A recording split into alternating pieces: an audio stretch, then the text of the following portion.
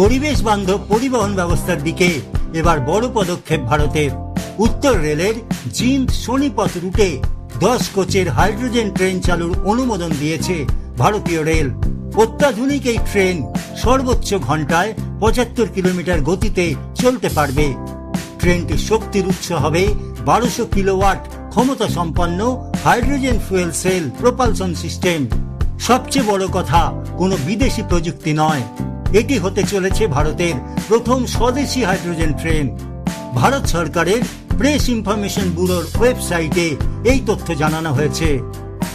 এই উদ্যোগের ফলে ভারত এখন জার্মানি, জাপান, চীন ও মার্কিন যুক্তরাষ্ট্রের সঙ্গে একই তালিকায় স্থান পেল, যে দেশগুলো রেল পরিবহনে হাইড্রোজেন প্রযুক্তির ব্যবহার পরীক্ষা করছে বা বাস্তবে ব্যবহার করছে।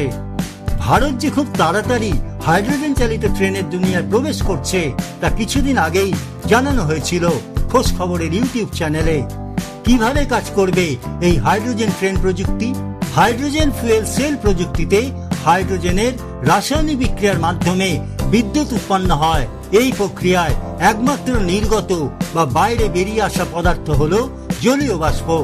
ফলে এটি ডিজেল বা জীবাশ্ম জ্বালানি ভিত্তিক ব্যবস্থার তুলনায় অনেক বেশি পরিবেশ বান্ধব। বিশ্ব জুড়েই এটি আধুনিক রেল ব্যবস্থার সম্ভাবনাময় প্রযুক্তি হিসেবে বিবেচিত হচ্ছে।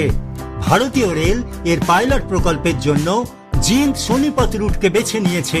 জিন্দের ট্রেনটির জন্য সম্পূর্ণ স্বদেশী হাইড্রোজেন সংরক্ষণ ও রিফুয়েলিং পরিকাঠামো গড়ে তোলা হয়েছে। হাইড্রোজেন ট্রেন ও প্ল্যান্টের পরিচালনা ও রক্ষণাবেক্ষণ সংক্রান্ত নির্দেশিকা অনুমোদন করেছে research, design and standard organisation. ভারতীয় রেল ইতিমধ্যেই তাদের প্রায় 100% নেটওয়ার্ক বিদ্যুতের সঙ্গে যুক্ত করেছে, যার ফলে কার্বন নিঃসরণ অনেকটাই কমেছে।